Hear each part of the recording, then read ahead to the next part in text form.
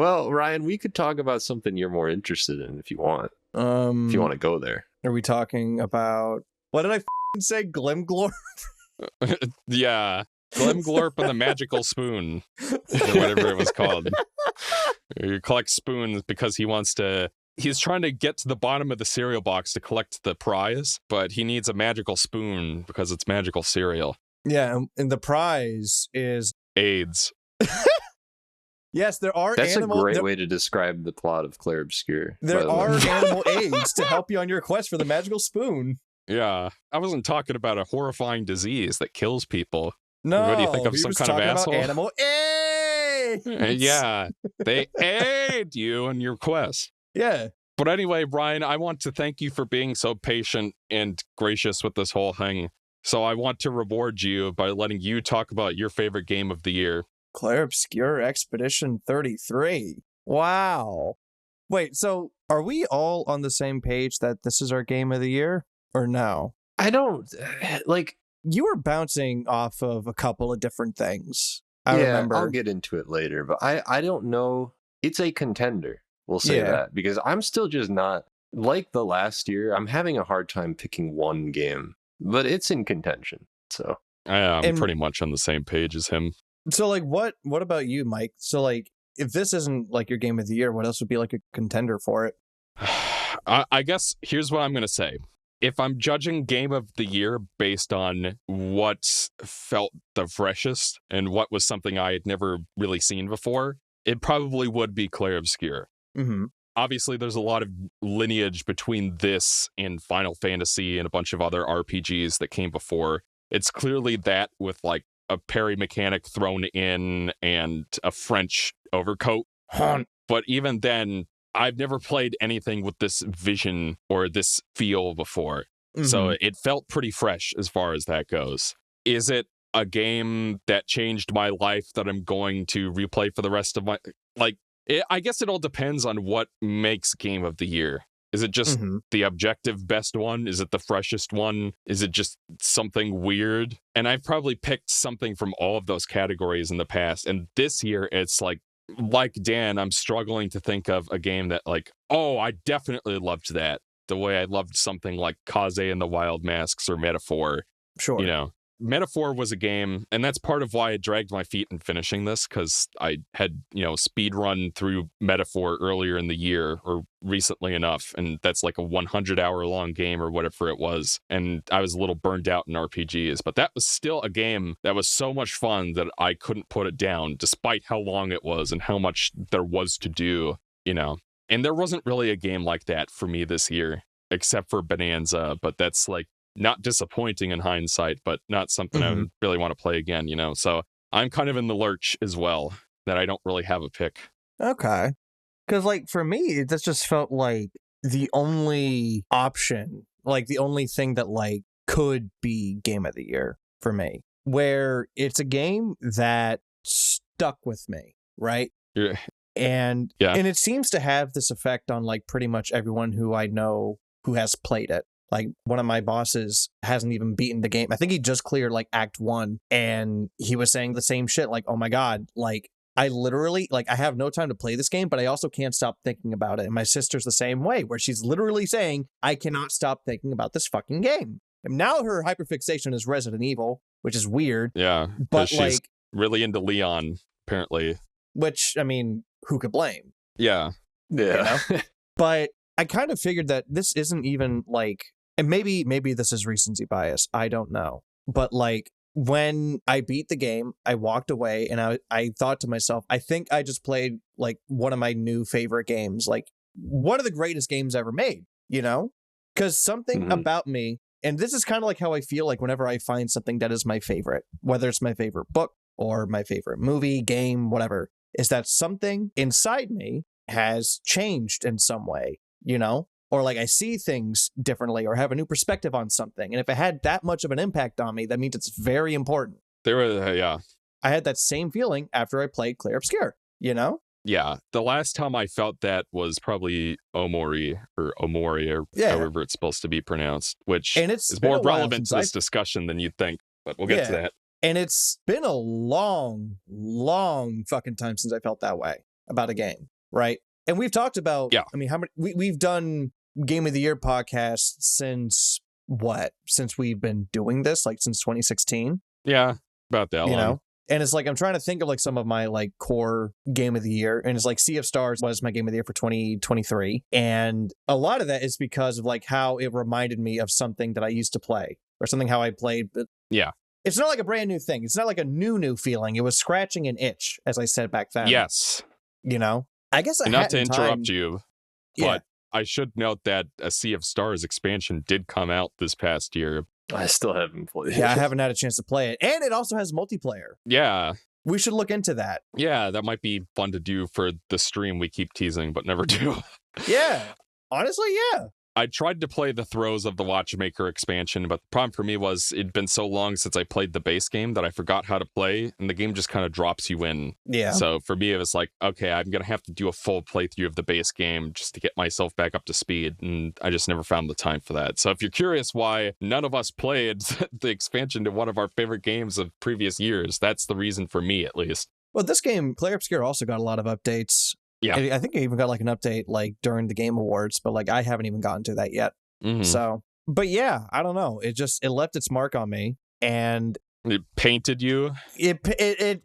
yes, it painted a beautiful picture that apparently used like AI assets or something like that for like minor things. So we have to like boycott I think the it game now. was placeholder textures. Yeah, that's literally all it was, and people threw a fit Yeah, what over they it. said in the interview was like, I think when this game was in development, I'm pretty sure the AI was like the new hit, like Yeah. very, very new. Yeah, Honestly, back in that time, I think I used AI stuff, we all like not to like, yeah.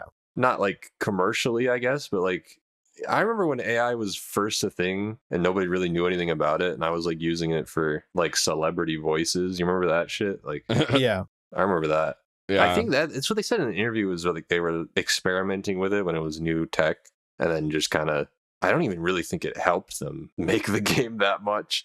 Yeah. So, and then some of that just slipped through. But that was a big thing that happened. Yeah. I didn't really dial into that conversation too much. I didn't play the game fully till the end of the year. So, Yeah. Well, I do want to mention, I've brought him up a couple of times in this session, is that there's a friend in our friend group who kept pushing me to play this game like a dealer. Or he was just like, Axel, have you heard of this game called Clair Obscur Expedition 33? You've got to play this fucking game, man. Ryan says it's its favorite thing. Jay hates RPGs, and he marathoned the whole thing after Act 1. I don't think I've ever seen a game, a stronger soldier for a video game than RZ and Clair Obscur. Let me tell you something. Yeah.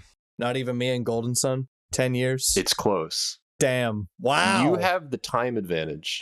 So I don't think he's beaten that because Clair Obscur is too new. But he was like, he was messaging me about it too. And like, having beaten the game, I kind of get it. I don't know that I had his reaction necessarily, but like, it has stuck with me in a pretty big way. So I get it. Mm-hmm. It is very funny though. Well, because I mean, like, there's honestly, it feels like as if there's like a little bit here for anyone who likes any kind of role playing game. Like the developers were saying that like a huge inspiration for them was Lost Odyssey on the Xbox 360. You know what? Mm-hmm. Because I've actually played that game, and I can see it now that you've mentioned it. Yeah. Is it good? I liked it. Problem is when I played it last, it was before I'd played a whole bunch of other games in that genre. So it's basically Hironobu Sakaguchi? Yeah, the Final Fantasy guy. Yeah. 1 through 9. After he left Square Enix, he founded a new company called Mistwalker Studios or something. And then he went on to make Lost Odyssey and The Last Story, which feels a little bit like penis envy.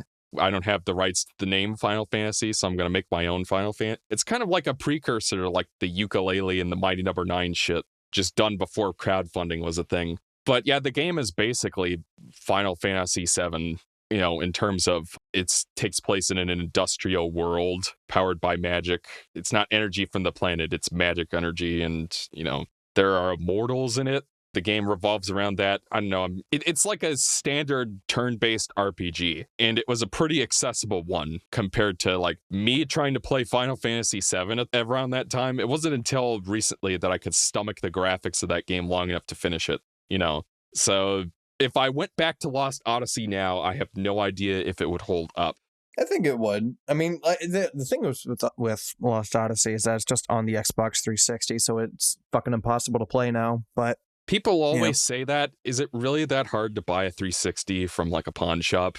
I mean, no, but it's not exactly convenient. I mean, it probably wouldn't even be that expensive. It's not like trying to buy a Virtual Boy or something. Can look that up right now. And I should note, it's on the Xbox store, and it's playable on Xbox One and Xbox Series X, so it's not like you need a 360 specifically to play it. Fair, but I don't want to use my Xbox. I want to use my PC.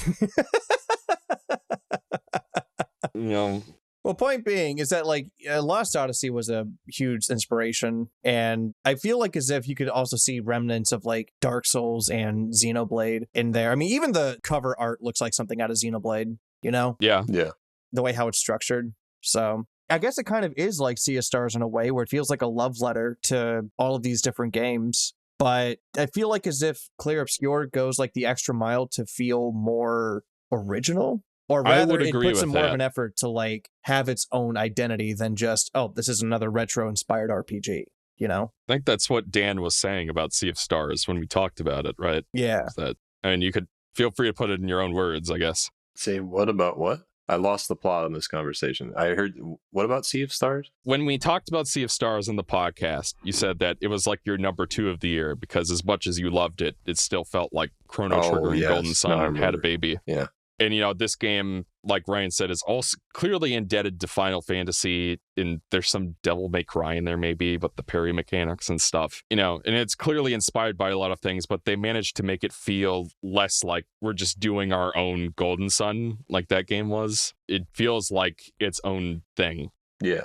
No, I get that. Yeah. Like, where did you hear about this game, Ryan? Because obviously you got there before RZ started pushing it.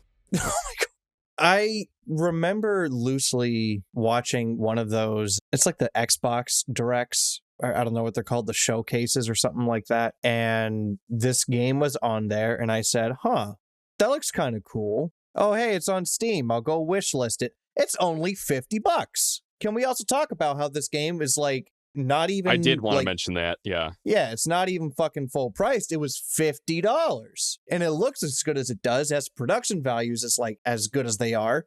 $50. You know, I said, oh, okay, sure. You've got Sega recycling assets from 17 years before and like charging $70 for it. Meanwhile, you've got this small indie studio making a game completely from scratch, regardless of whatever AI may have been involved at any point. And it's possibly the best looking game I've ever played in my life. Yeah. And they're charging $50 for it. So really yes, I did want to give them credit for it. It's amazing what a team, like I guess you could call it AA and not quite like single A indie development, but it's regardless of size, it's not Ubisoft making this game, even though there's some Ubisoft alum who apparently founded the studio. But what they were able to accomplish while Sega's over here, you know, spitting out asset flip slop for the past 10 years, it's really impressive. Let's also not just like pretend this isn't just the norm. You know, I feel like as if most people do that. Sega's just the thing that's fresh on the mind. Yes, that's true. I'm just saying, like, I just wanted to give this team credit for all the work they did for this game. Yeah. And, you know, like having the confidence, or I guess this is something I would gladly pay 70 for. Yeah. Because there's so much. And the fact that it's not even 70, you know, and it's got all this content and all this production value is really impressive for the size of the team that made it.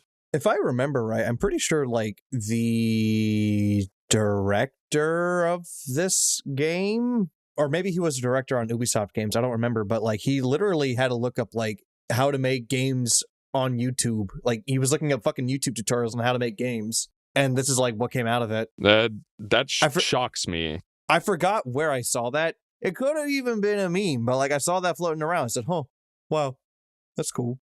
But yeah, I guess like just leading up to this game, I saw there are these people who I follow. I think they're called like the Dark Pixel Podcast. I think they cover a lot of RPGs and JRPGs and stuff like that. They were talking about it. And I forgot about this game and I saw them play it and I said, oh, that's right. This game looks fun. So I bought it when it came out. And I mean, yeah, the rest is history. I also bought it when it came out, which is funny. Yeah. I really didn't play it much till later in the year. But it was also kind of on my radar. It's because it just kind of infected our friend group. And part of that's RZ, but like, yeah, I mean, I was going to get back to it eventually because, I mean, there's basically no escaping it online because you can tell when a game resonates when it's almost inescapable. Like, everybody knew it would win the game of the year. Everybody was talking about it. People were playing it that barely even play video games. When I see that, I'm like, okay, I'll get to it eventually. It's just kind of right now, there's so much else going on that I got to play. But I think the thing for me when I first started playing it was like, I don't want to say Clair Obscur has a slow start. I don't really think it does, but the parts at which Clair Obscur grabbed me were not the parts I reached in time for me to devour it as soon as it came out. We'll put it that way. Because I stopped at the Gestural Village, which at that point I felt like the game was slightly spinning its wheels a little bit, and I was just a little bit turned off by certain things that were going on in the story. Like, I liked what I was seeing with, like, Gustav and, like, him dealing with the stuff he was dealing with. But I just wasn't really seeing it. And it is really, really funny in hindsight that is the place I decided to put the game down. Because it's 5 seconds away from, like, the hook that would have gotten me to finish the game right then and there. So that's really funny, I have to say. Are you talking about Esquier? No, I'm talking about the end of Act 1. Okay, well, it's a little farther out, but go on. There's, like, one area after the Gestural Village. Well, no, you go to the Esquier's lair or cave or whatever it's called, and that's like maybe an hour, and then you go on to the Cliffs of Madness or whatever it's called. An hour? I was in there for a while, because like I was running My around and experience exploring. Was I picked the game back up because RZ was... I'm going to say he's harassing me. I hope people know I'm joking, but he was constantly DMing me about it. I'm like, okay, I will get back to it. From my memory, it was just immediate. It was like hip drop. I was in like the Discord call, and like hip drop Act 1 ended, and I was like, oh, maybe I should have played a little bit longer, and I would have seen this happen. Oh, it's interesting that, because that's where I actually dropped the game for a while.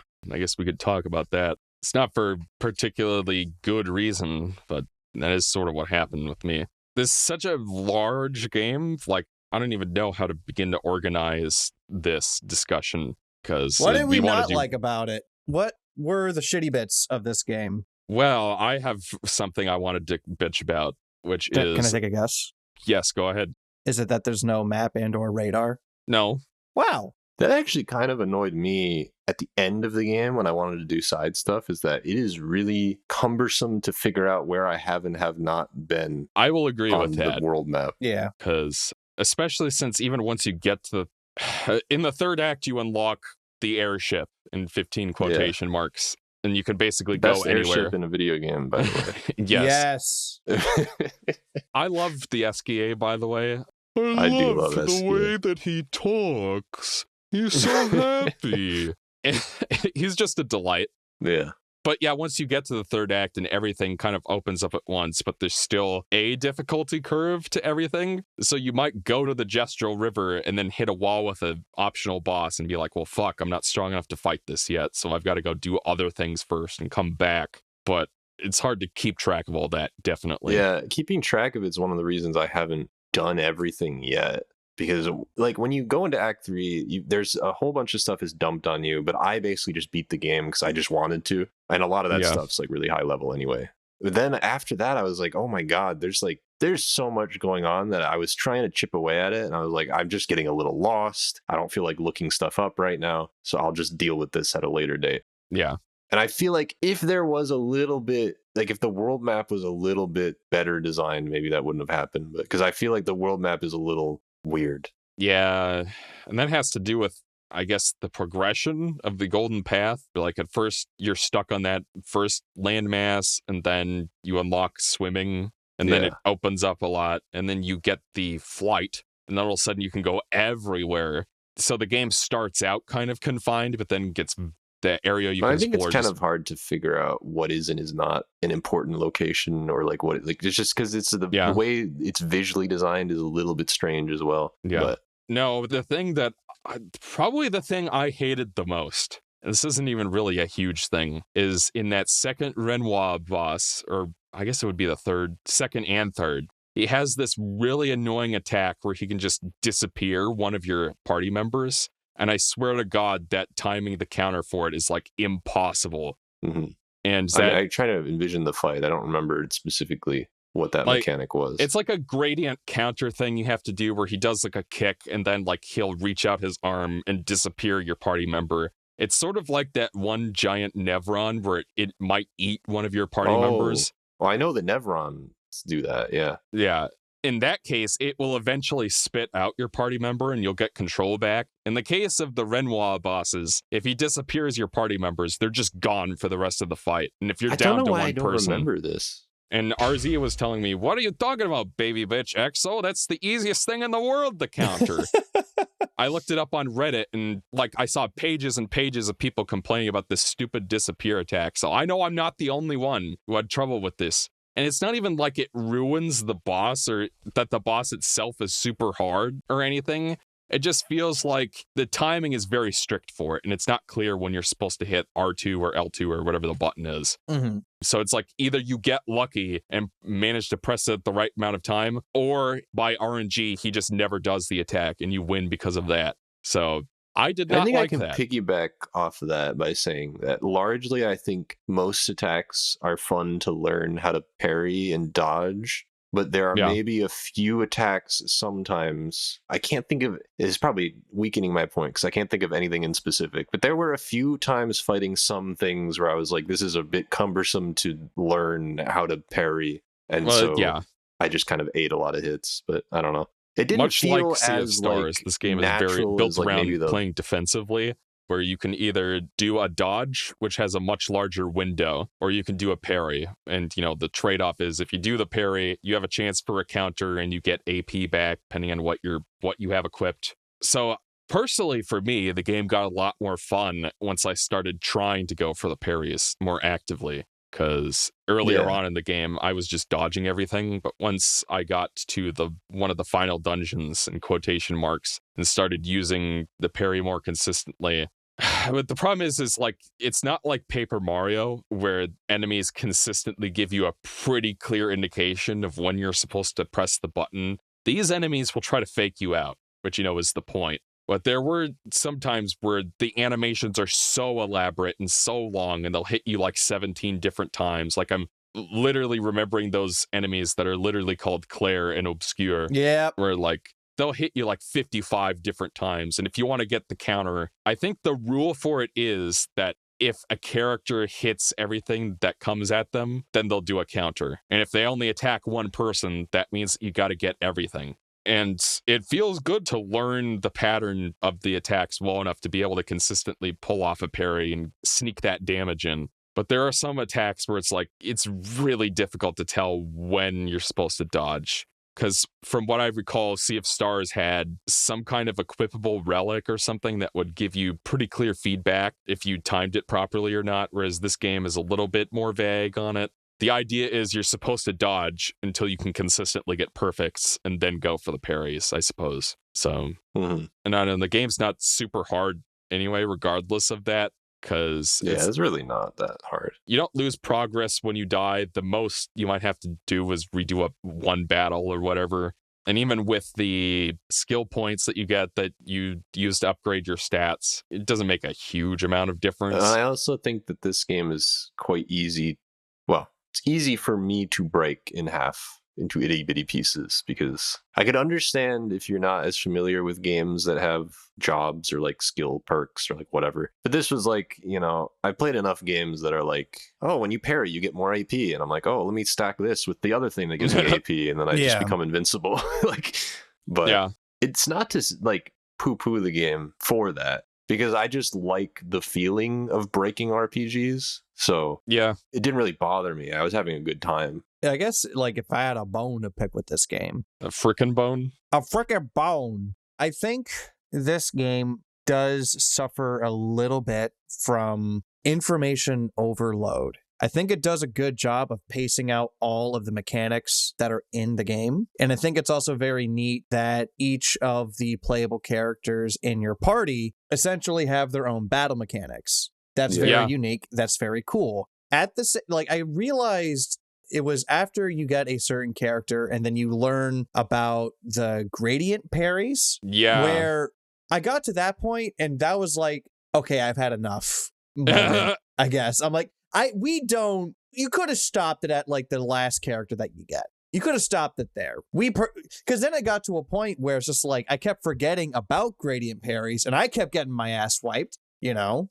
So I got a little frustrated at the game. I had a little bit of a sour spot with this game for a bit. Eventually picked it back up and I'm like, oh, wait a minute. No, it's fine. But, you know, it's just sometimes, you know, you could have a little too much in your game. And I think, again, while this game spaces everything out very well and the pacing is very good, I feel like as if it didn't need everything that it had. Yeah, at the end of the day, the encounters for me are strange because a lot of them are like easier than normal parries usually. Yeah. If I'm thinking of the right mechanic here. It's like because you're kind of guaranteed the counter and you don't have to get like 5 attacks in a row or anything. It kind of puzzled me. I don't really know what the point of it is, I guess. I mean, I guess they look cool, but it just feels like another parry. It's like if there was one thing to cut, it probably would be that. And that's probably my biggest complaint, and it's like a fucking nitpick. So yeah, and this is the kind of game where you can build yourself to not even parry if you really don't want to anyway. So like there are explicit pictos for that purpose,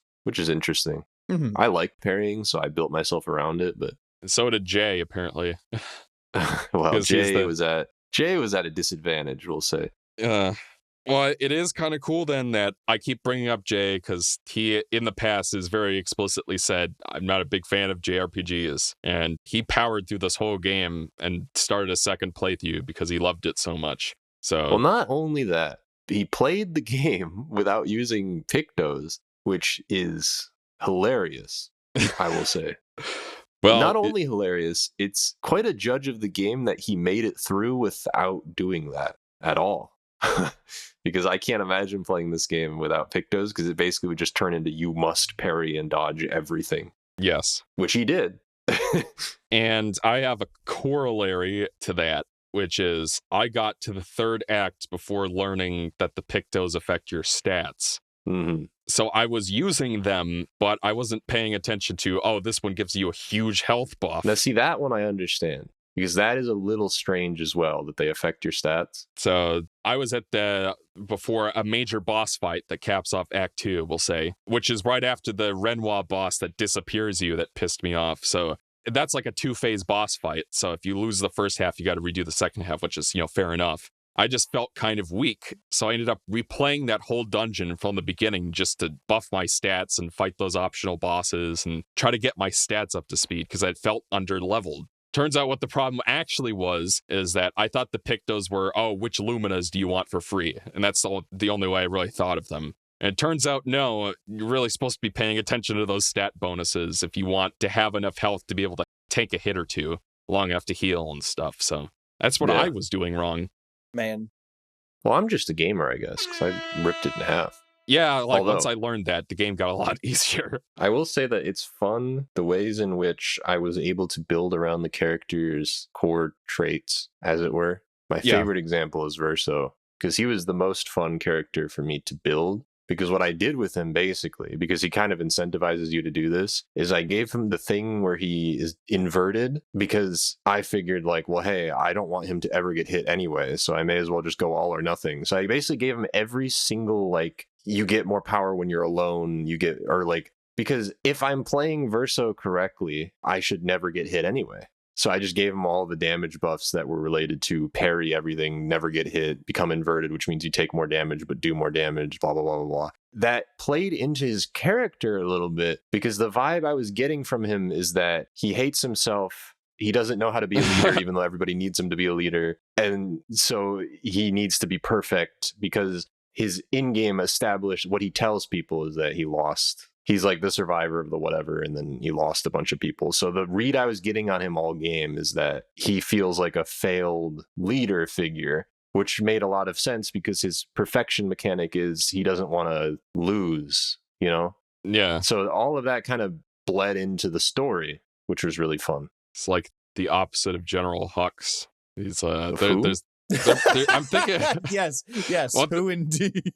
That shows how memorable the sequel trilogy was, apparently. But General Hux is the Domhnall Gleeson guy. I remember him. I'm the spy. Yeah. Oh, yes, I remember him. I'm the spy. I don't want to win. I just need Kylo Ren to lose. So Verso's like the opposite of that.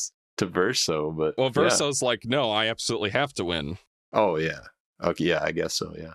I'm just working one of my forced pop culture references in here because that's all I'm good for. Yeah.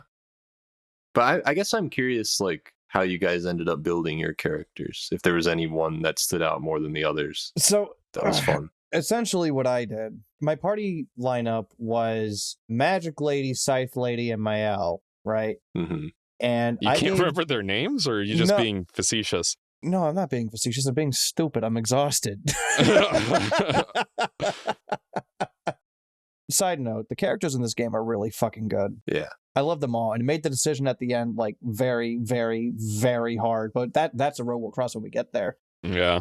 Essentially, what I would do was that I would give all of the characters like the ability to burn other enemies with like basic attacks. Mm-hmm. And then if Mael attacked someone who had the burn status, it would put her in her like virtuous stance, and she would just do like 9k every single time. Mm-hmm. No, that's pretty good. Yeah.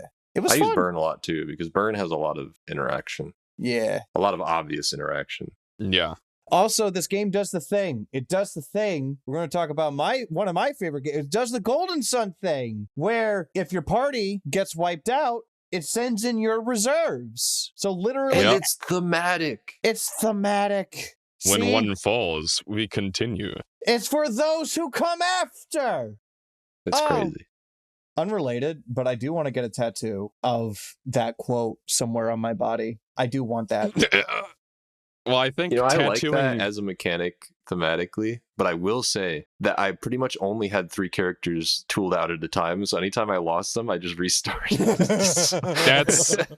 I did the same thing, because I appreciated it, but I didn't really use it much. Well, it kind of like what you were saying before, where it's like, yeah, this game like can be hard, but like it's punishing, but it's not like unforgiving. You know what I mean? Yeah. Like it'll wipe the floor with you, but like it's not often that I got a party wipe. There were maybe 1 or 2 bosses I retried a few times. There was one boss I had to retry because I was stupid, and it was the boss before the final boss. It was the fight. It's like a giant right, and I was stupid because he put a status on all of my characters to where like if you heal, it'll do the opposite effect. Yes. But I didn't know what that was. So I used Magic Lady's special ability to heal the entire party, and I fucking died. I said, what the fuck? I felt dumb. I used a lot of CL, actually. Yeah. CL, Verso, and Mael, basically my go-to. Is CL the floaty Magic Lady with bare feet? No. CL's the tarot card lady. I like her. She's Scythe Lady. Yeah. You can't remember a CL as the Scythe Lady? No. And to be fair, Lune's Magic Lady with feet. That's right. Those 2 characters almost feel like side characters sometimes. Yeah. Maybe. It's like the main people really are Verso, Gustav, and Mael. Yeah. You're right. Monoko is pretty boss. Yeah, Monoko he's the main character. Monoko is the main character. Yes. Oh, yeah. Yeah, definitely. That's another one I remember. I did want to mention that this game has an all-star cast. One thing that was really weird to find out, because I brought up the Star Wars sequels earlier, Renoir is voiced by Gollum, whatever his name is. Andy Serkis. That's it. Who was Supreme Leader Snoke, and what I found out... Now who can't remember names? Yeah. Remember Andy Serkis' name? Yeah, Andy fucking Serkis, dude. Well, to be fair, that's a running gag with me, as I forget things and say whatever weird shit comes to mind. But Andy Serkis was Supreme Leader Snoke, and what I found out is that apparently in the French dub of this game, they got the French voice of Supreme Leader Snoke to voice Renoir. So that's funny. Whoever was developing this game was like, get the guy who played Supreme Leader Snoke. So I thought that was funny. Ben Starr's in it. Enough said. Yeah. I love him. Ben Starr is just becoming one of my favorite human beings. I don't know. Like, I see him, I clap. My brain reverts to monkey. Also, Charlie Cox was in this game. He was. Yeah. He doesn't remember being in the game, which is really funny. I was like, I got nominated for some video game. End of Act 1, I was puzzled. I'm like, how could he not remember he was in the game? And then now I kind of get it, because he's really not in that much of the game, which is it's weird. Mm-hmm. I mean, I know why they did it, but it's funny. And now I understand why he doesn't really remember it that much, because voice acting, even for like most of the characters in this game, voice acting probably took like 1, maybe 2 days to finish, because voice acting is not a very long process unless the game is like fucking huge. So he probably was in there for like a few hours and then left. And then I don't know how far back that was, but it's just funny. What else would I know Charlie Cox from? Daredevil. He's Daredevil. Oh, well, that explains why I've never heard of him, because I've never seen that show. It's a good He's show. really good in Daredevil. Yeah. Yeah. But yeah, I thought all the other performances were really good. Like the lady who does Lune Esquier was great, like I said. I thought because that's a character who could have been really annoying had they played it differently. I thought they struck a good balance of, like, he has sort of like a childlike whimsy to him, but he doesn't sound like shrill or whatever. But you have to strike the innocence for it to work. It can't just be annoying. And Esquier is great. I think I looked it up, and the guy who voiced him was like one of the devs or something. Dude might be a French national. I don't know. So considering that, he did a really good job. One of my favorite interactions in the game is when they're trying to recruit Minoko. That endeared me to Minoko instantly. Oh, yeah. You know, Exo, I want to know your thoughts on Minoko, because I feel like you and he share similar interests. Is that fair to say? What do you mean? Oh, I know what you're talking about. Yeah, you do. See, I don't think his collection is as big as mine is. Wow. No. Can I just say that Minoko has the funniest swimsuit outfit? I don't think I unlocked it. What does it look like? He basically looks like a lifeguard. He has like a life raft over his neck. It's really good.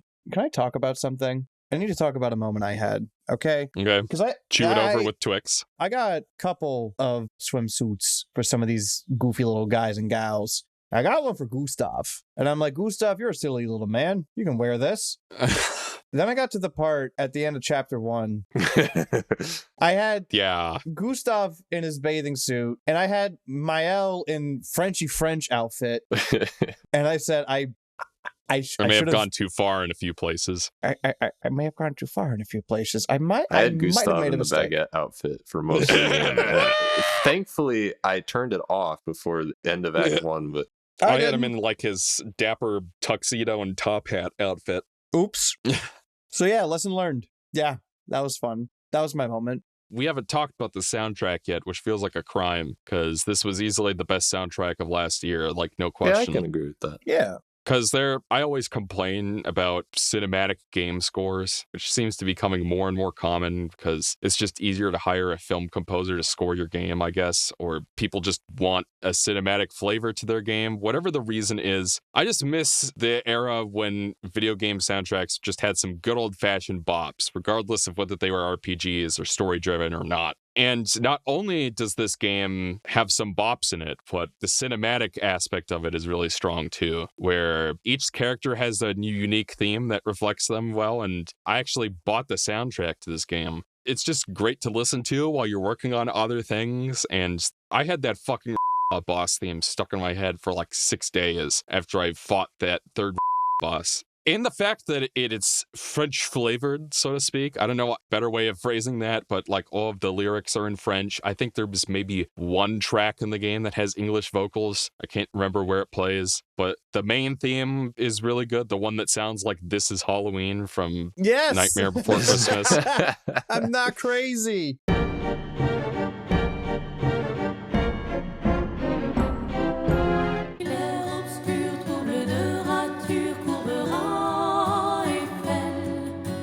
The piano, it's called Alicia, the track is. It's supposed to be Maël's theme. It's the title theme. That's really good. Each of the characters, Verso has this wonderful sort of mysterious piano piece for his theme. The battle themes are all really good too, especially in the Monolith dungeon. Like, you hear all the different battle themes from throughout the game, and the one when you fight the Clair and Obscur enemies was really good. I just want to give it its flowers because it was a pretty phenomenal soundtrack and, you know, really raises the bar. Like, I don't think anything else from this year really came close to matching it.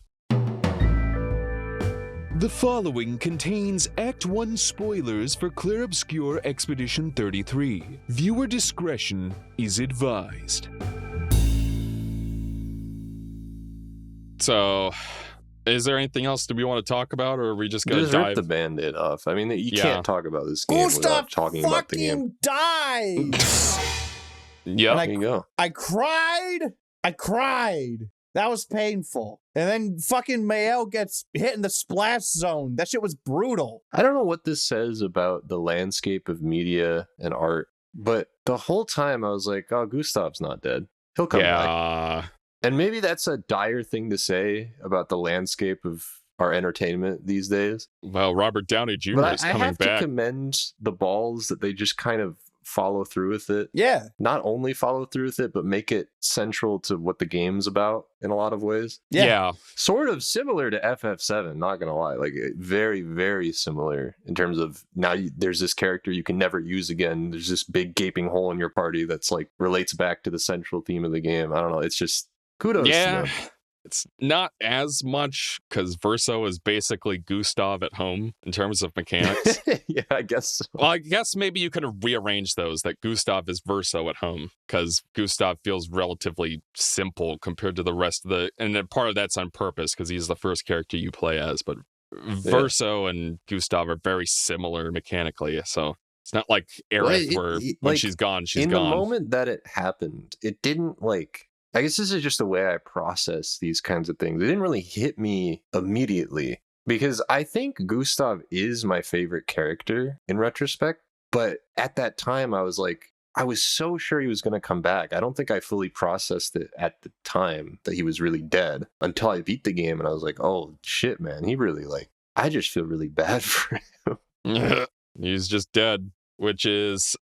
something I wanted to circle back for and see if there was an explanation on a certain thing I noticed. But I had because what I heard about this game from RZ, from Jay, from just the internet was that the game was great, but it doesn't really hook you until the end of Act 1, which built up a lot of anticipation for me. And this is going to lead into kind of a tangent, but again, the whole thing about the media landscape that we live in today, where it seems like everything's built around theory crafting and the fact that, oh, unless if you see them explode into 1,000 pieces, they're coming back.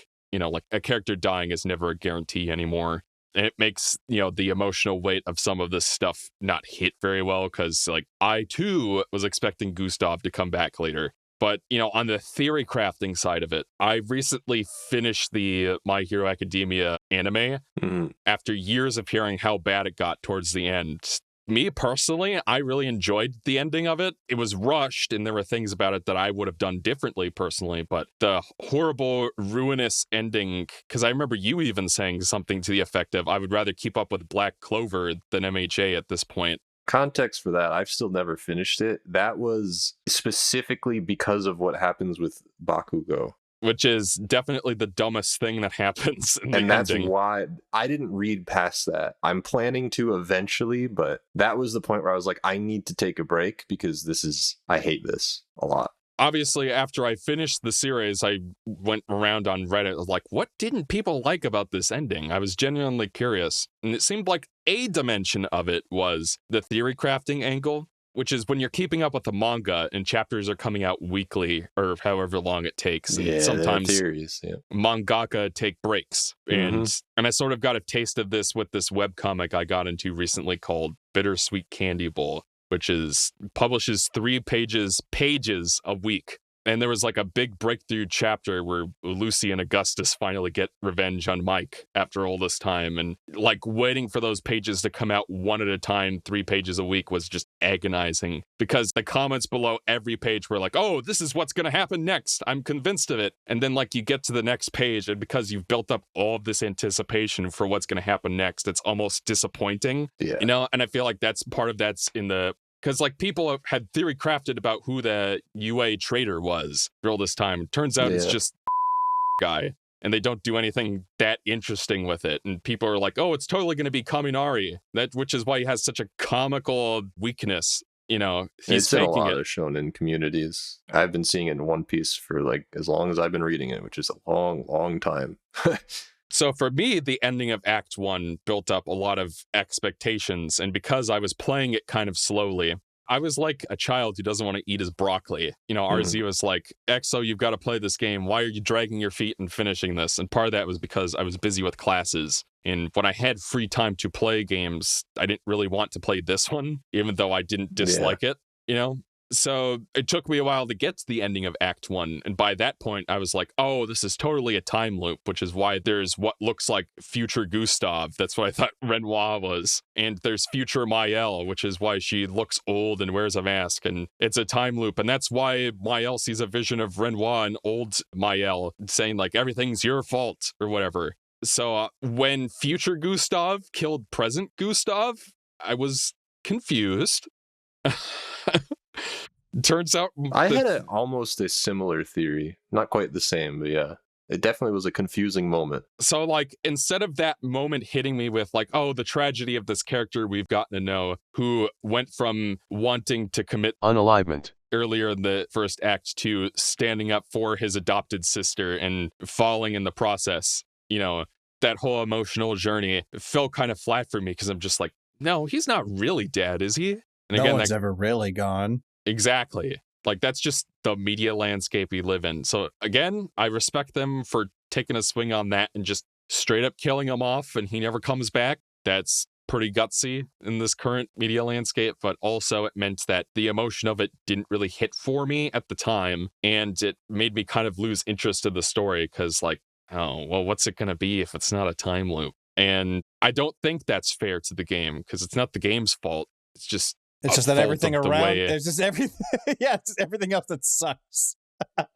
Yeah, it's just the way that consuming modern media has conditioned me to engage with media, you know. And for me, the story didn't really get, because there were like individual scenes and bits of voice acting I really liked. When they buried the Gustav hand under the tree, you know, that was a great scene. There are bits and pieces I liked of the story as it went along, but it wasn't really until the third act where you really understand what the game is about that I started to really get why people loved it so much. I don't know if we want to... Well, it's when people say things like, you're not going to get it until this point, usually does not hit me that way. It's just that I didn't like a portion of the game. But with Clair Obscur, it really was, when I hit the third act, everything made sense. Yeah. It just, dominoes fell, and I was like, oh, I get it. Yeah. It's like that scene from It's Always Sunny. I get it now. Which scene? It's not Dom DeLuise. Danny DeVito, when he's watching fucking Mac do the little ballerina thing, he goes, I get it now. Okay, yeah. I fucking love It's Always Sunny. I mean, I guess, like, I kind of want to chime in about the whole Gustav death thing, is that, like, I kind of had my fists clenched for most of it. After he died, and then all the way to the very end of the game, I had my fists clenched, and I'm like, oh, he better fucking stay dead. He better stay dead, because if he comes back, I'm going to be fucking pissed. Because I am at that point when it comes to, like, modern entertainment and stuff like that. You don't want another Zack? Another games. Zack, another Aerith, another Roxas, anyone. I don't care. You know, I want people to stay dead. If they're dead and their death had a point, I'd like for them to stay dead. It's not. I feel like it's not that hard, you know, because, like, it's just one of those things that we always forget, that, like, sometimes death, it can be used cheaply. It can be used for shock value. Don't get me wrong. It absolutely can. But this game shows, or rather it reminds us, that yes, it can also be a very, very powerful tool if used sparingly to get a point across. And if you commit to it. You know? So I give flowers. And there's a part of me that's kind of 50-50. 50-50 in the sense that, like, I'm hopeful, but I'm also less hopeful, more dreading. Because this game swept at the Game Awards, right? And I think it's really cool that this $50 borderline independent game won the most awards out of any game in the Game Awards history, right? I think that's great. Right. Oh, also on the fact that, like, this was the only original IP that was nominated for Game of the Year. Everything else was a part of a franchise, you know? Like this year or just every year? In 2025, specifically. Okay. Yeah. But there's a part of me that now worries that we're going to see a lot of copycats that are going to take the wrong lessons from Clair Obscur. We will. Yeah. We definitely will. This is already in that sphere of influence. It's going to happen. they're not going to understand what made Clair Obscur so good, and they're just going to go with like the surface level shit, and it's going to like almost feel cheap in comparison. So that worries me a little bit. Not going to lie. I understand that, but at the same time, if a great game inspires people to make similar games to a great game, they're not going to complain. Fair. Because, like I said, this felt pretty fresh this year. I guess what I more so mean is that, like, in terms of like taking the wrong lessons, where it's like, oh, people like Clair Obscur because it's sad, so we're just going to make games fucking miserable. Or, oh, hey, we like Clair Obscur because it's a game that's complicated, so we're just going to make a game that makes no fucking sense. Oh, they like that one twist where Gustav died. We're just going to fucking kill everybody and make it awful and miserable and terrible. That's more so what I mean. Not that like, oh, we're going to take something from a great game and just do something else. It's like they're going to take the wrong lessons from it. They're not going to understand why we like certain things about Clair Obscur. Because this happens all the time. The game you're describing is basically Last of Us 2. Because that game is borderline misery porn at parts. And I voted it my game of the year that year, but it's not the backlash to that one. I didn't say nothing, but you said that, and I thought that was funny. Because like, that's something else about this game is that, yes, it is very depressing, and it's almost like oppressive, but it's also like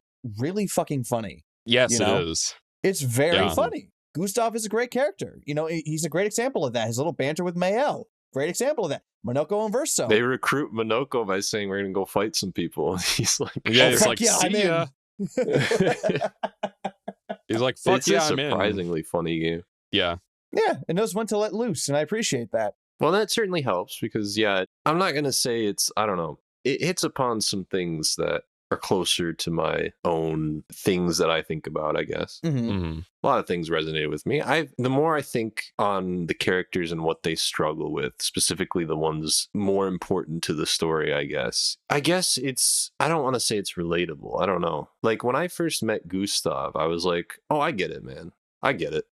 Like he feels there's an awkwardness and also I'm grappling with something larger than myself that I don't think I will ever reconcile, that it's just kind of always going to be there stuck in my mind. It hit a little close to home in some scenes. Yeah. Not going to lie. I mean, if personal isn't the word that you were trying to use, it feels human. Yeah. Feels real. Well, Gustav probably is losing him. I feel like the heart of that group, I don't want to say it died. It's not like the game becomes ultra depressing after that necessarily, but his journey, the place he ended on felt like the brightest place of any of the characters. And to have that snuffed out so immediately, especially thinking about it in retrospect, I keep thinking about the scene where it happens. It's like really abrupt and it just sucked. Yeah. I hated it, but not because it was bad, but especially when you learn about the state of the world and how Renoir views it and how Verso views it. It's a fucked up situation. Yeah, it's putting it mildly. I don't know. You can tell this is a good game because I don't really even know where I'm going with a lot of it because I don't know where I'm starting there's just so much to say about how it talks about relationships at large with like things that you create, people that you create. There's like a lot of crossover between parenthood and like being an artist and like you put stuff into the world to be received and authorship and stuff like that. I don't know. Yeah. The following contains endgame spoilers for Clair Obscur Expedition 33. Viewer discretion is advised. Well, what ending did you all pick? Well, I think we should set up some context just for people who haven't finished the game and are just watching spoilers for whatever reason. I get it. I'll put a spoiler warning up.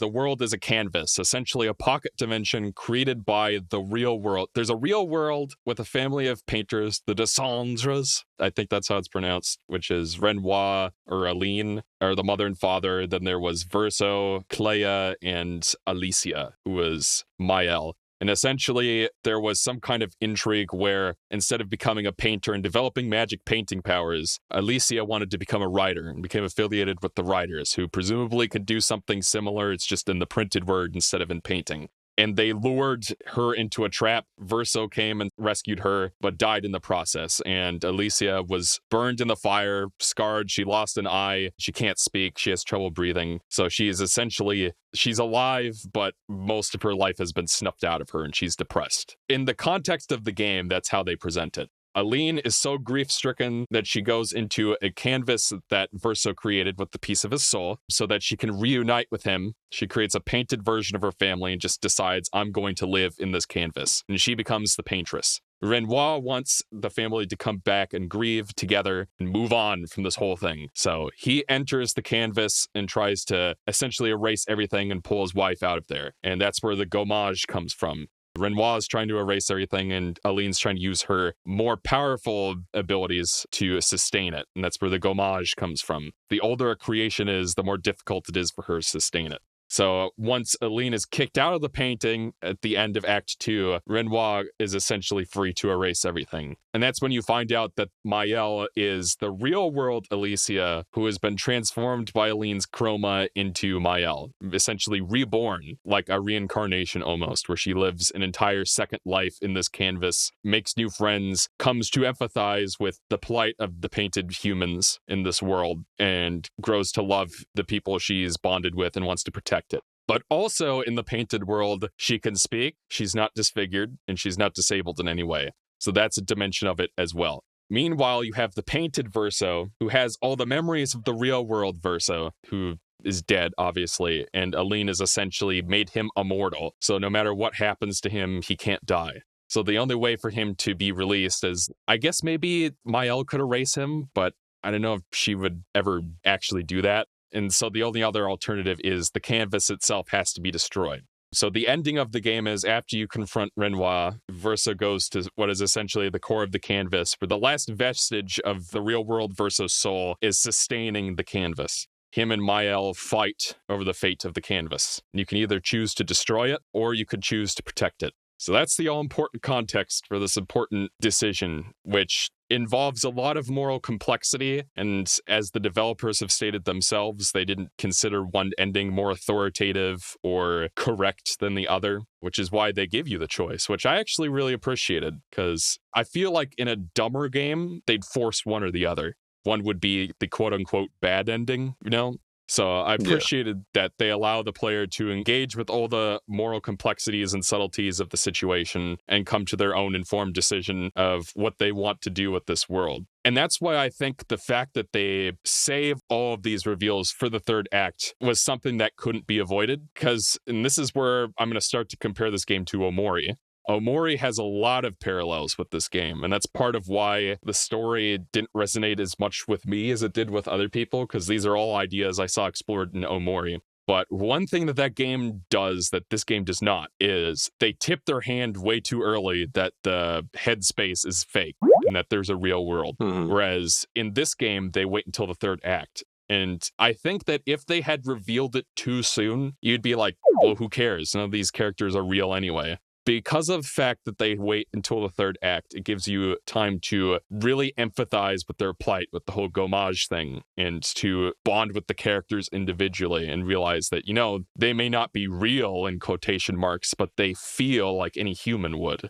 Everything that's going on with like CL's backstory, where her husband died and she tried to drown herself and her baby died in the process. These characters are as real as any human you'll ever meet. And to some extent, it puts you on Maëlle's side where you want to protect them. But then on the other hand, as long as the canvas exists and Verso's soul is kept alive, Aline will be tempted to jump back into the painting, and there's nowhere they could hide it that she wouldn't find it, is essentially what Renoir implies. So what do you do in this situation? Do you as an individual player believe that the painted humanity has a right to live and a right to exist? Do you empathize with Renoir's plight, where this family has essentially been fractured by the death of a family member, and in order to properly grieve and process what they're feeling and come together and move forward with their lives, everybody needs to get out of the canvas and get back into the real world? So there's a lot of moral complexity and not really one correct answer to this question of should you destroy the canvas or not. So with all that as foreplay... Verso. Oh, you did? I did. I used Maëlle for most of the game, but my thought process behind this. And sometimes I get a little heat and it's fine, you know?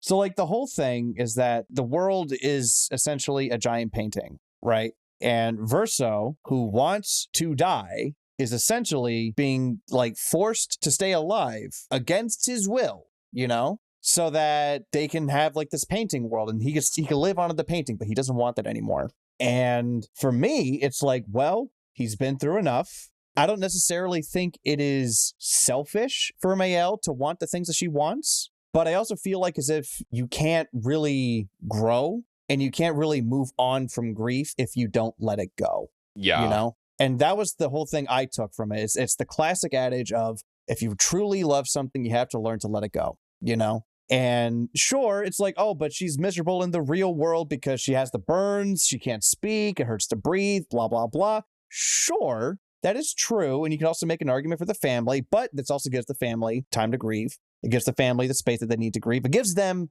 the chance to at least try, you know? Yeah. And by having Mael stay in the painted world, you're robbing her of that opportunity. And instead, she's now like completely lost into it, you know, and she gets corrupted by it in a way, you know? And you can clearly see when Verso's looking miserable when he's sitting down at the piano. He doesn't want to do this. And to me, like, that's not worth everyone else coming back. If someone who literally wants to die can't die, you know, because, oh, I just can't let you go. To me, that wasn't it didn't speak right to me. Dan, what did you pick? Well, hang on. I want to know why you picked your ending. Yeah. Well, I do want to explain that, but in order to do that, I'd have to talk about Star Trek. So why don't you go first? Shh! Those words are forbidden! What words? Star Trek? I mean, I'm all ears. Okay. I'm making a glass of ginger ale right now. Don't mind me. Like I said, I do think the moral quandary that this game presents is interesting, but it is something I've seen before. Partially because it was done in Omori, and partially because this whole moral quandary of what counts as life and living a fantasy, so to speak, is a common refrain in Star Trek, going all the way back to the first season of the original series. And I've actually written down 6 different episodes of Star Trek that this reminded me of. There is the Menagerie from the original series, Paper Moon from Deep Space Nine. The movie Star Trek Generations centers around a dimension where you basically live a fantasy where you have everything you ever wanted. And this is after Picard's family dies in a fire off screen, so he's tempted to basically live in this world and have his family still be alive. You could see the parallels there. There's an episode of Deep Space Nine called Shadow Play, where this entire village was raised by the Dominion, and this elderly man creates like a holographic version of his village and just lives in this holographic village to basically replace what he lost.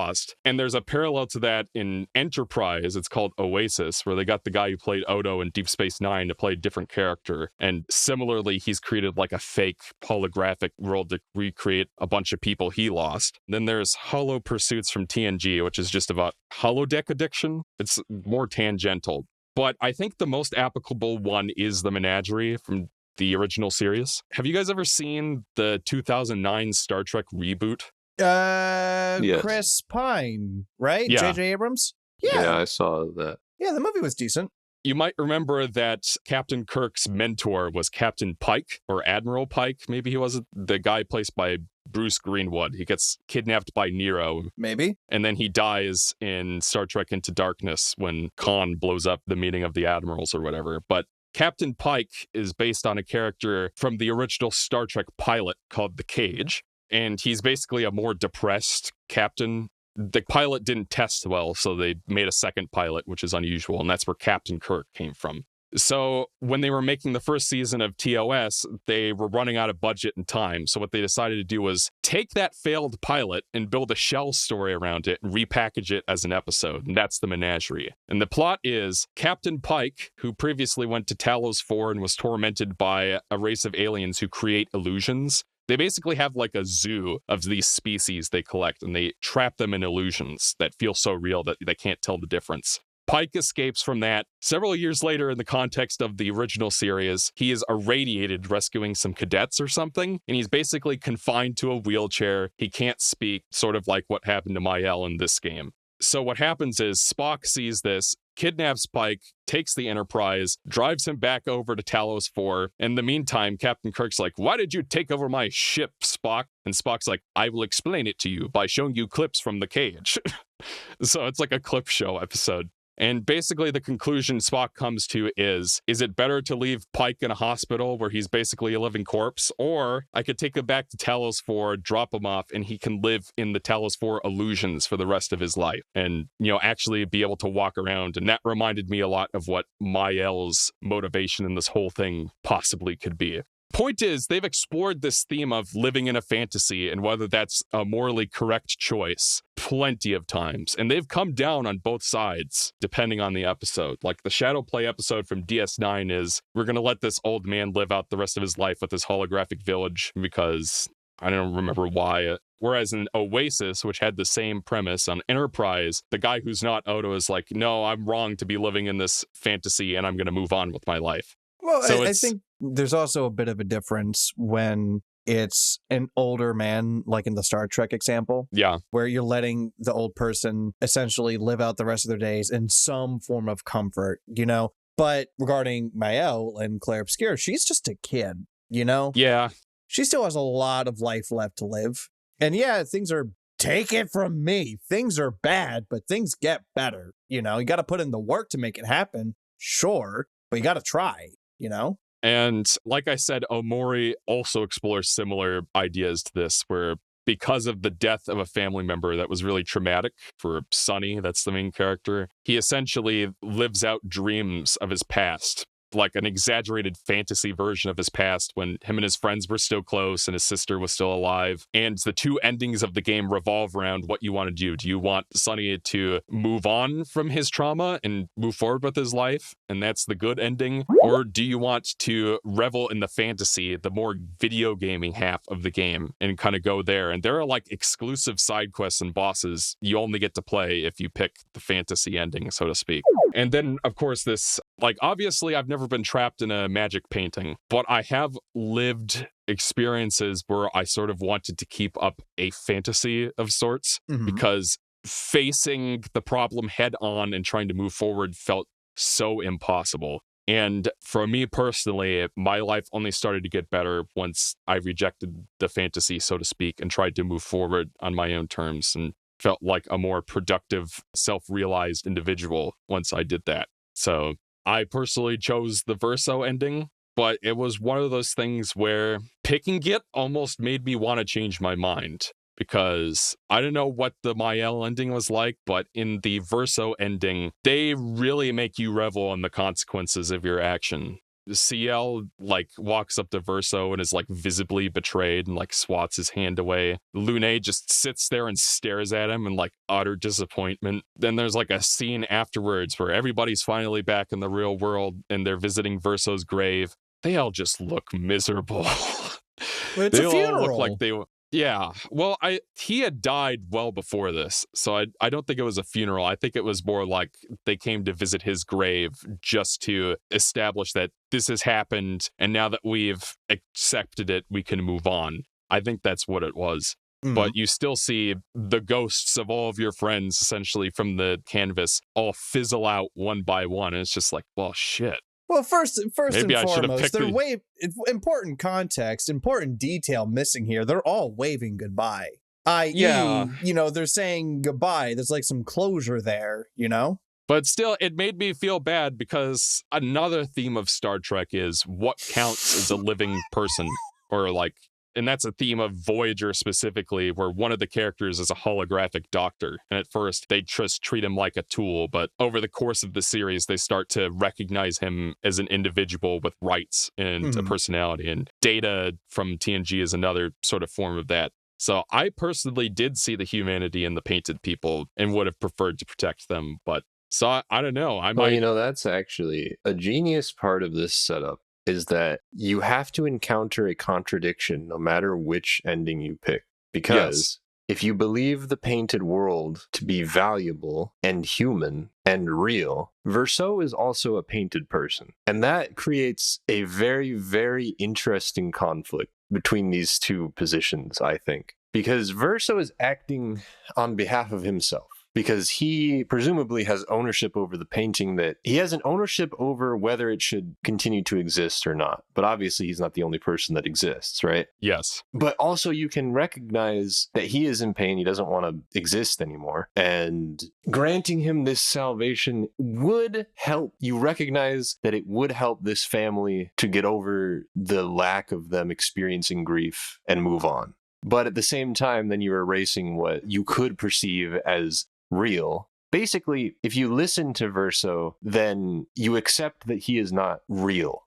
that he is not actually Verso, which I think is genius, because it's just like, I was sitting at this ending screen, like, I legitimately don't know what to do because of that conflict. Because, like, well, hey, yeah, Verso, I see you, but also if I let you wipe all these people away, then it's just like, so I picked Mael. Okay. And I find it interesting. I feel like the internet has decided which is the quote unquote bad ending, at least from what I've read. Because I have not seen many people advocate for the Mael ending. Maybe I'm just not in the right places of the internet. Can I maybe say as to why? Because I think I talked about this with RZ, and I think it's fascinating the way how they structured these two endings.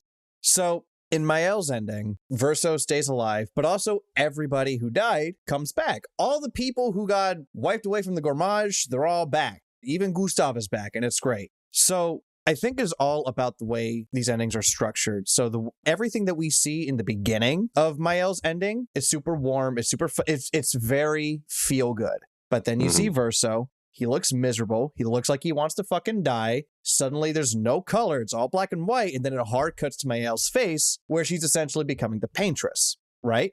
Now, comparing that to the way how Verso's ending is, you see all the hard and heavy stuff first. You see everybody get wiped out. Verso dies. It's really tragic and really terrible. But then it cuts to the family outside. There's like a little sunrise that's happening. They're taking the steps that they need to move on. There's closure. It ends on a higher note than the way Mael's ending ends, which ends on a bitter note, you know? It doesn't really matter which way that you cut it. There's going to be good stuff and there's going to be bad stuff. It's just the way how you get those things is mirrored. And I think that's pretty cool. Because I'm going to tell you what's interesting about this setup. I picked the Mael ending and I stand by it, while also logically understanding the rationale behind picking Verso, because I would tell people that the correct quote unquote, the thing to do to heal would be to move on from this, from all of this like horrible situation that everybody is in.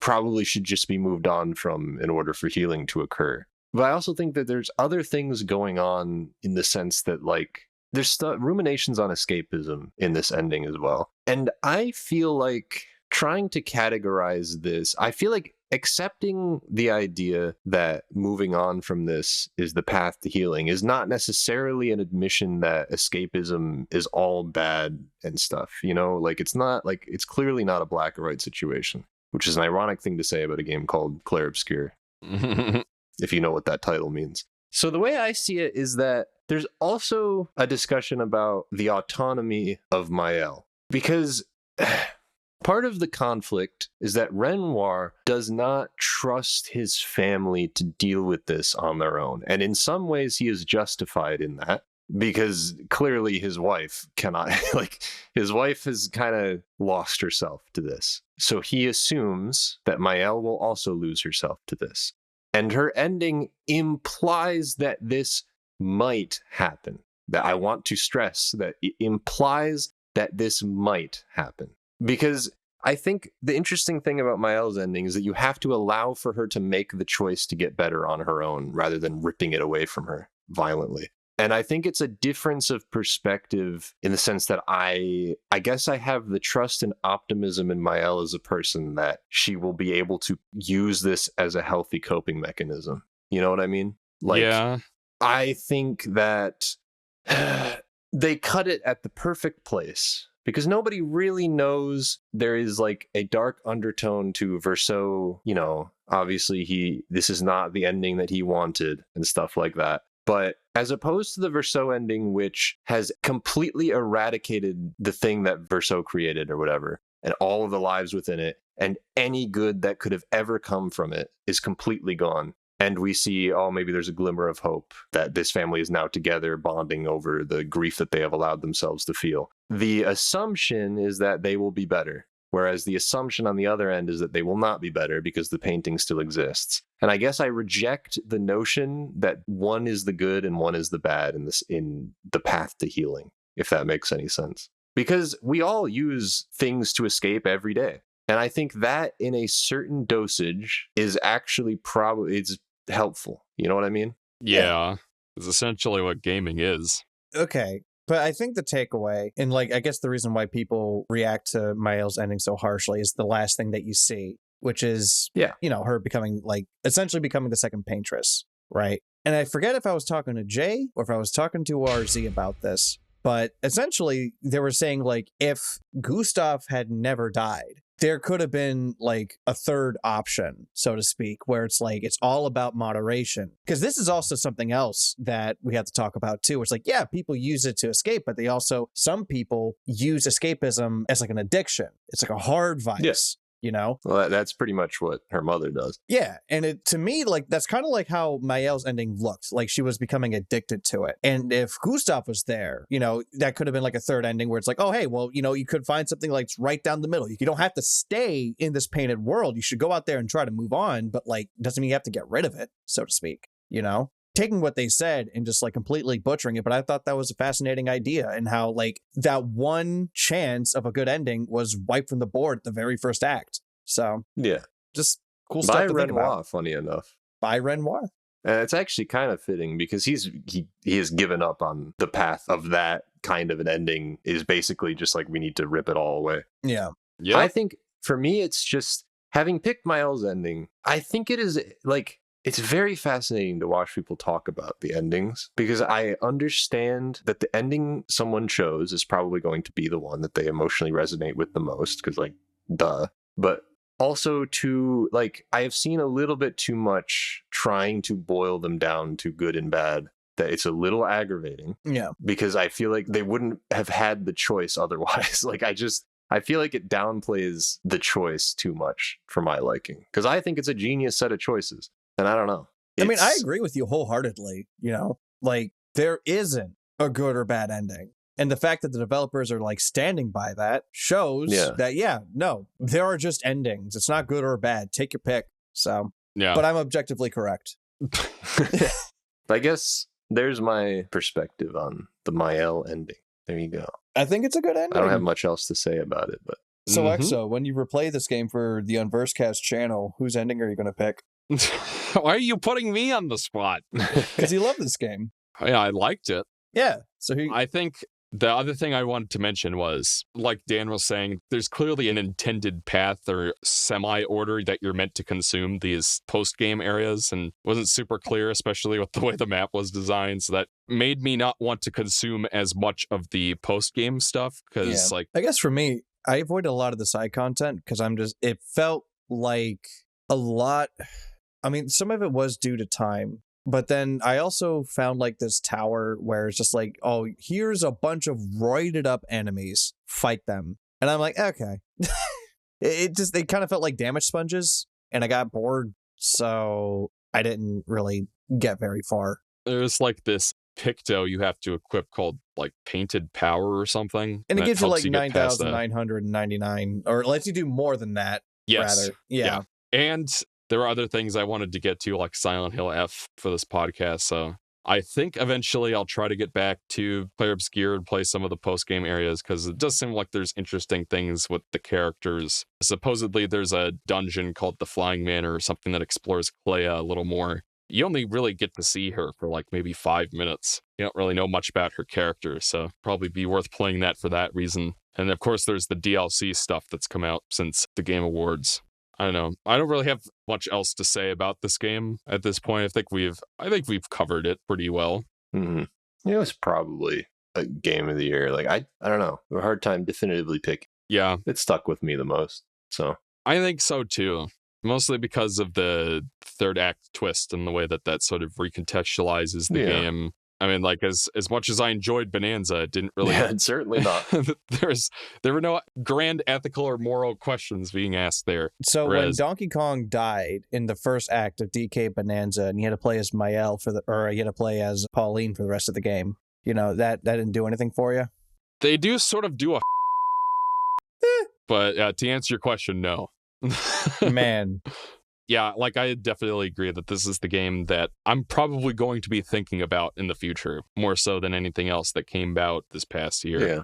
So I see why it resonated. I see why it was so popular. Even if there are things that are similar to other games here and there, how to put this? It still felt fresh in many ways. And it had such a unique, well-realized vision in terms of the art style and the animations and the presentation and the music. Yeah. It's French Final Fantasy, but I've never played French Final Fantasy before, so definitely stands out. And the fact that it has such a solid ending to it as well that sort of reframes everything. I definitely see why it was Game of the Year and why it resonated.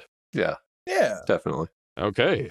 Well, if we don't have anything else to say about Clair Obscur, I guess that's going to be it for this podcast. I also just kind of want to point out that this is the second time that we've done a wrap-up video, and we didn't have any fanfics, and I still have 2 skip-ems left. I still have 2. So, yeah. Are you saying that you're disappointed I didn't bring fanfictions to the podcast? More so, I'm a little shocked. That's all. Well, I was trying to keep the editing simple. Okay, fair. Yeah. Fair enough. But, you know, if you really want to do fan fictions again so that you can burn your skip-ems, I'd be happy to oblige. Or we could play that game that you had in store. Well, we'd have to get the whole streaming situation squared away, I think, before we do that. We could do all that stuff live so that we know that Ryan isn't cheating by looking up how many times Vector the Crocodile's penis and balls got hit on Baby Knuckles' face. Listen. You can't do that to me. That's rude. I like how the whole idea of doing a Sonic high school quiz is Trivia like your quiz. idea. And you would have had to like read through the thing again in order to come up with the questions. That surprised me. Maybe that'll be my project. Maybe so I have an idea, right? So I would essentially make the questions and I would be the host. And then we break off you and Dan into teams, right? You and Dan are clearly experts in Sonic High School. Oh, clearly. So we have to Yeah. handicap you somehow. So I would say either one of you would get either Jay or Mr. Bacon. I think TGX would be... He would you might have some, love it. He would be Yo, so yes. happy to be a That part is what of... I was trying to say, definitely. Yes. Yeah. He would be so happy to be a part of, to come back on this podcast, for one, because this is the greatest podcast to ever exist, but also answer questions about Sonic the Hedgehog's cock and or balls. That's right up his alley. Yeah. Yeah, if there's anything that I know that Bacon likes as a fan of crunchy meat, it's penises and balls. Yes. Yeah. So And giving And on birth that through the note, mouth. this is a great place to end the podcast. Yeah. Sweet yeah. dreams, everyone. I don't know Happy when New we'll Year. be back. We're on time. We're gloriously on time. How did Indeed. we do it? Every year. It's not like we're recording this towards the end of March or anything. Yeah. We totally record this in January and YouTube wouldn't let us upload it. Yeah. It's a glitch. Frank's computer was hosting YouTube and it exploded. I knew it. That son of a biscuit-eating bulldog. I'll get him. He was trying to do the bully bitch bubby bumpers or whatever it is that Ben says. I'm stopping the recording. I'm ending my recording.